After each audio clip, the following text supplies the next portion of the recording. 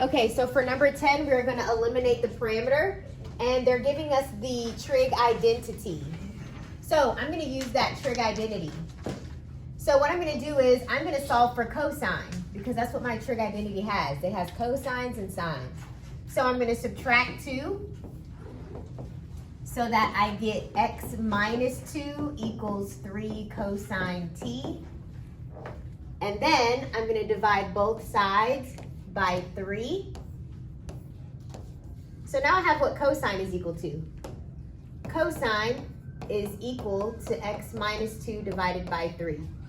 You do the same thing for sine.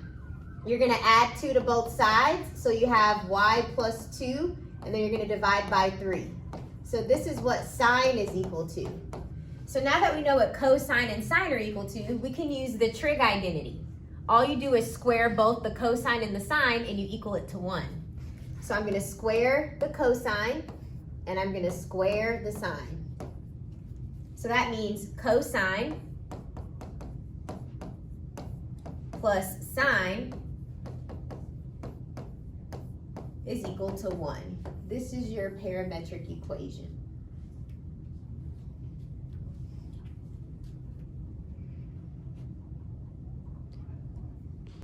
So for this one, we want to find the unit vector. In order to find the unit vector, you have to take the magnitude. So to take the magnitude of u, use Pythagorean theorem. So this will be the 3 squared plus 2 squared. This will get you 9 plus 4, which is the square root of 13. So that is your magnitude. If you want the unit vector, you put the x component, so 3 over its magnitude, and then the y component over its magnitude. So this is your unit vector. That's in component form. If you were to write it as a linear combination, you would write the same thing, but the x would be written with the I, plus the y component would be written with the j. So this is the linear combination.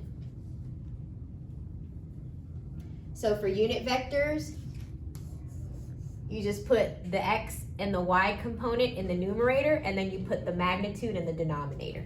That's how you find the unit vector. And then if you want to write it from component form to a linear combination, it's just an I and a j. And you're either going to have an addition or a subtraction sign. So if this was negative right here, then this would be a minus sign right there, okay? Any other questions? Number 14.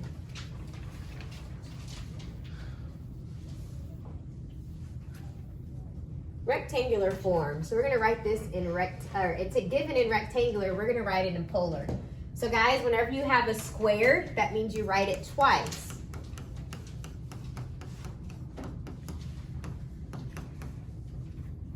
Okay, now you just FOIL this, multiply it out.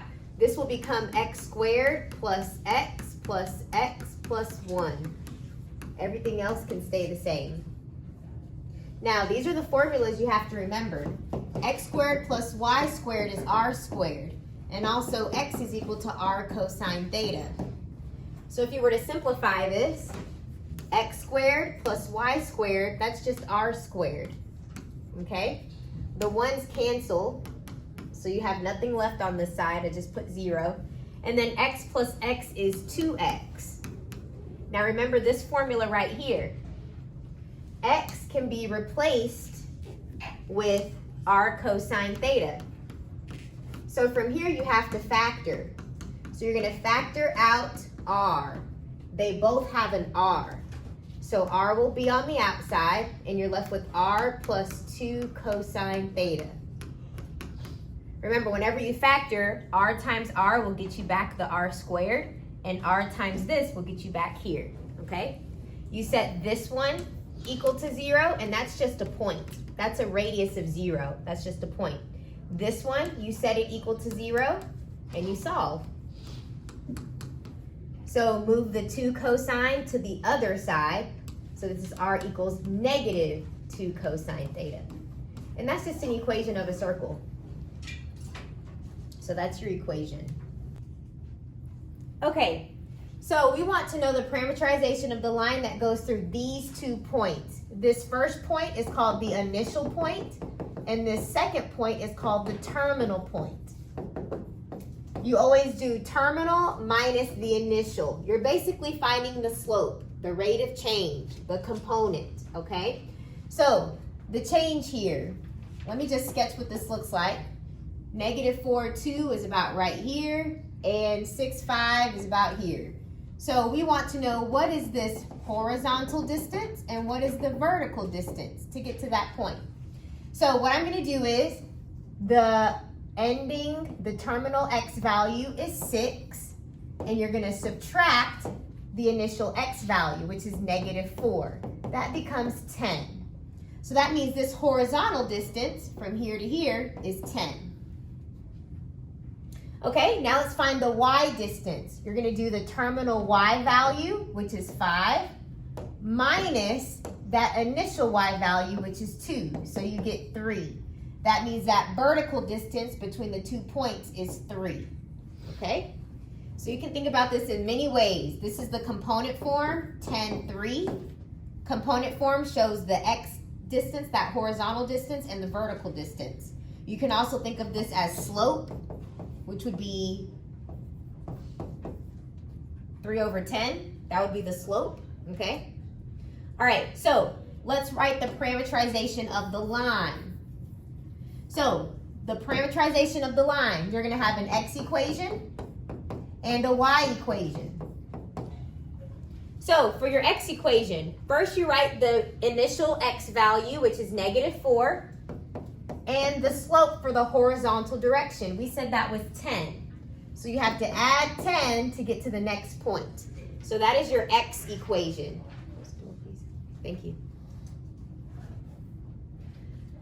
For your y equation, take that initial y value, which is 2, and then that vertical change is 3. So you'll put plus 3t. So this is the parametrization.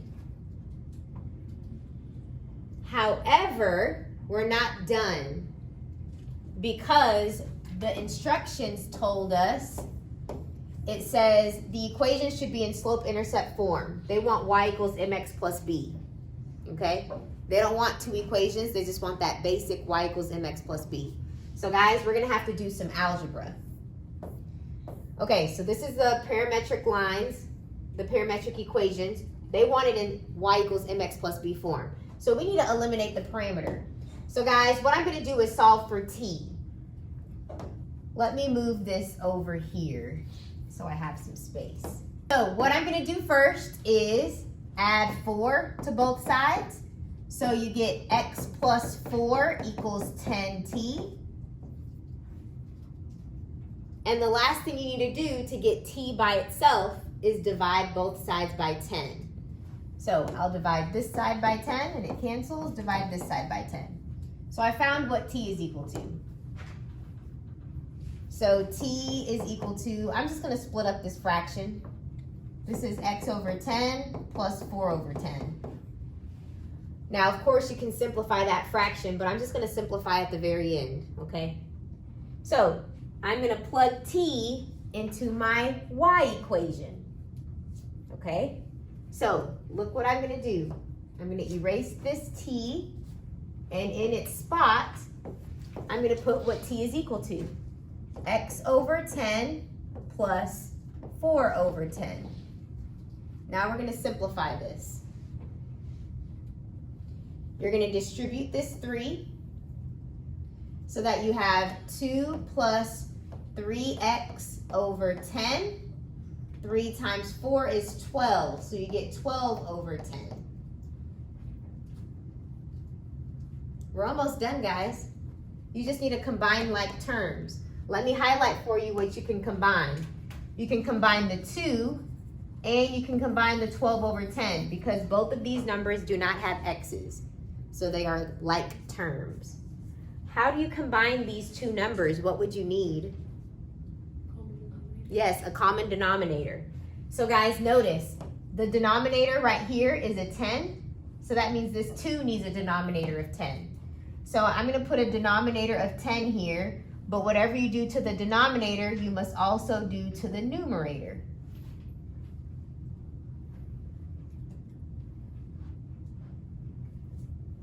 So what you get is y equals, you have this 3x over 10 plus 2 times 10 is just 20. So 20 plus 12, that's 32 over your denominator of 10. So guys, this is your answer, but make sure you simplify your fractions. You should never leave fractions like this. If you can simplify it, always do that. So your final answer should be y equals 3x over 10 plus, you can divide the numerator and the denominator by 2. So this will be 16 over 5. And this is your equation in y equals mx plus b form, slope-intercept form, okay? So let me just review what we did. You were given 2 points in the beginning. First, you found the horizontal distance and the vertical distance. That's your slope. And when we found our final equation, we have the slope right there, okay? So then we found our parametric equation. So your parametric equation was x equals your starting point plus the slope, and then y equals the starting y value and its slope, 3t. Then you solved for t and plugged t in to the y equation. And then you just did some algebra to put it in y equals mx plus b form, okay? Any other questions you'd like me to do from the review? Max attempts a 37-yard field goal. He kicks the ball at a 39-degree angle with an initial speed of 19 yards per second. Okay, so I already know the angle is 39 degrees. And then it says the goal post is 15 feet high. What will the height of the ball be when it reaches the goal post? Okay, so they gave us these equations. We're going to plug our numbers that they gave us into the formulas that they gave you, okay? So before we begin, the goal post is 15 feet high, but yet they gave me things in yards. So guys, we need to be in the same unit, okay? We can't have feet here, meters here, and yards over here. We need to be in the same unit. So do you guys know how many feet are in a yard? Yep, there's 3 feet in a yard. So guys, I'm going to convert the yards to feet. So 37 times 3 is 111. So instead of 37 yards, I'm going to put 111 feet. And 19 times 3, that is 57. So I'm going to change 19 yards to 57 feet. Okay, so that we're all in feet here. Okay, so guys, this is where Max is, and he's about to kick the football. Okay? And it says it's a 111-foot field goal. So here's the field goal over here. He is 111 feet away. That's your X distance. Okay? That's your X distance. So for X, you're going to put 111 feet. Your initial velocity was given to you. We converted it to feet. That is 57 feet. And we haven't found time yet, and we don't know the height of the ball. So we're going to have to wait for those last 2 blanks. Okay, so guys, let's go ahead and plug in our numbers. We know that the X value is 111. We know the initial velocity is 57. And cosine of the angle is 39 degrees, T. So I just used this equation that they gave me and plugged in my numbers. Okay? So guys, can you go ahead and type this into the calculator and let me know what that is? Don't round too early or our answers will be off. Okay, guys, how do you find T now? Divide. Yep, we're going to divide both sides by 44.2973. So those cancel in this side. Okay, when you get that, let me know what time is equal to. 0.5058? Yep. Perfect. Okay, so that's my time. Go ahead and fill in that blank. 2.5058 seconds. Okay, now that I found time, I can go ahead and find the y value. So guys, this is the equation that they gave us for y. Let's go ahead and fill that in. So y equals negative 16. And the t value that we just found was 2.5058. That's the t value. Plus, the initial velocity is 57. Sine of 39 degrees. Again, the time that we found was 2.5058. And guys, this right here, this is the starting height. That's the initial height. What's the initial height of the football? 0. Yep, 0, because it's on the ground. So the initial height of the football is just 0 because it's starting on the ground. So you don't really need to put anything for that. So guys, type this into your calculator. Let me know what you get. So guys, that's not even close to being 15 feet high. So your y value is negative 10.5783. And you might be wondering, if this is a football, how could it ever be below ground? The reason why is because this is a quadratic. Quadratics, if it's facing down, it's going to go down forever, down to negative infinity. However, in real life, you're probably only looking at this part of the graph, where the ball is on the ground, goes in the air, and then lands, okay? A plane is flying on a bearing of north 55 degrees east. So you're starting north and then you're going 55 degrees in this direction. So that means this angle right here is 55 degrees. And it's going at 375 miles per hour. So this is 375 miles. That's how far out they are. Okay. So I want to express the velocity as a vector. So when you express it as a vector, you're going to have this horizontal distance and this vertical distance, the x and the y. We're going to show it in component form. Okay, so guys, this angle that I just drew, this triangle, what angle is this right here? If this is 55, what's this angle? 35? Good. The reason why is because this is a right angle. So 90 minus 55 should give you 35. All right, so now we're just going to use SOHCAHTOA. So if I want this x value, this x distance, what should I do?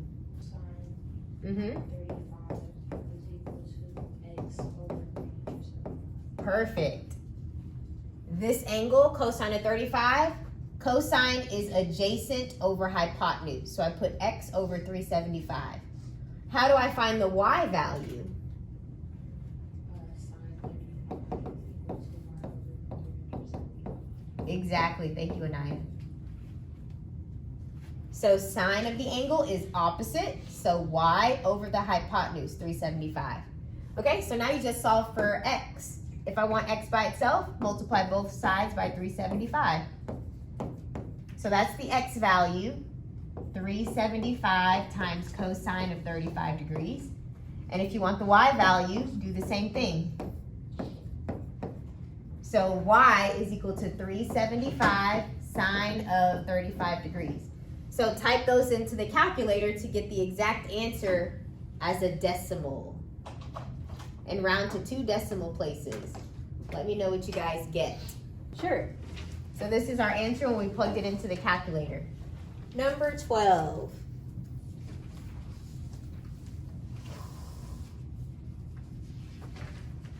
Okay, so you have the rectangular coordinates, 5 and negative 5. So just sketch it real quick. 1, 2, 3, 4, 5. 1, 2, 3, 4, 5. So it's down here in the 4th quadrant. This is point A. We want to find 2 sets of polar coordinates between 0 and 360 degrees. All right, so remember the formula.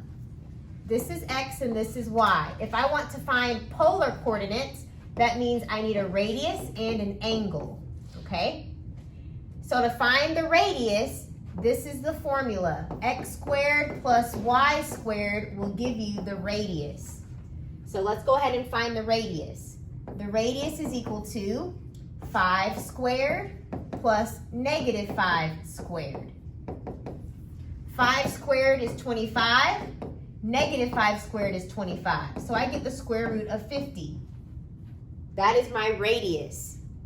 Now, of course, you need to simplify this. So two numbers that multiply to 50 are 5 times 10, and 10 can be written as 5 times 2. So here's a pair. So that is 5 square root of 2. That is your radius.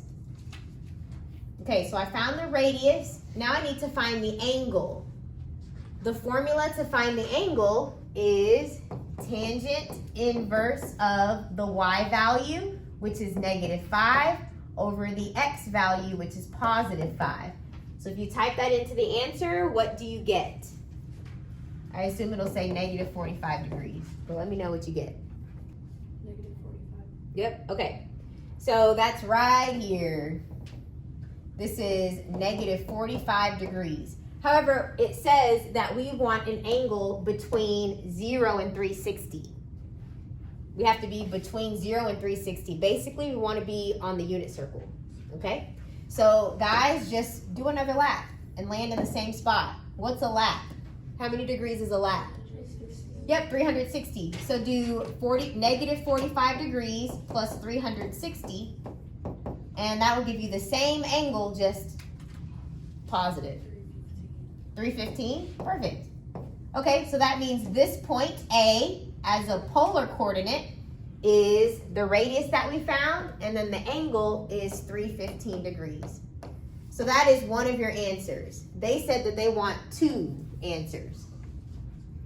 So to find the other answer, let me just remind you, this angle is at 315 degrees. So in the direction of 315 degrees, you went out 5 square roots of 2. You went out 5 square roots of 2. Now to find the other angle, go opposite, right here.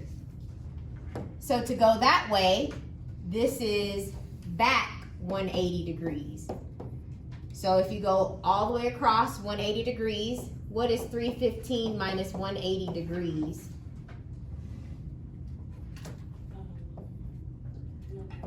135? Yep. So this is 135 degrees. However, I don't want to be right here. I want to be here. So instead of doing a positive radius and going out in that direction, go back. Okay? So that means your angle will be 135 degrees, but your radius will be negative 5 square roots of 2 instead of a positive 5 square roots of 2. Okay? So this first angle is 315, and you go in that direction, 5 square roots of 2. But for this one at 135, we don't want to be up here. We want to go backwards. So that's why we have a negative radius. So these are your 2 polar coordinates. Is that okay with the positive and the negative radiuses?